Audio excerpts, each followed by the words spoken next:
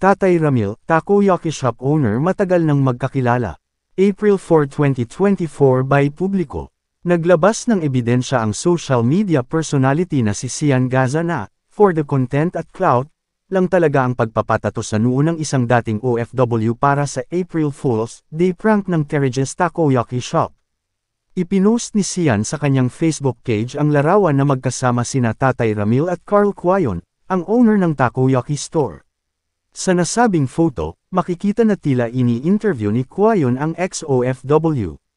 Magkakilala pala ni Damien yung pinadalang tulong hahaha. Caption ni Sian na ang tinutukoy ay ang mga ayuda na ibinigay ng publiko kay Tatay Ramil nang malaman ang nagtulak umano rito na magpatato sa noo.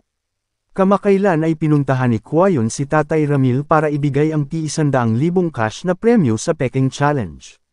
Bago ito, naobserbahan din ni Sian na luma na ang tato sa noo ng dating OFW. Hindi fresh yung tato sa noo, it means matagal na o henna lang. Hindi rin marunong umarte si Kuya. Halatang scripted, publicity stunt lamang, sabi ni Sian.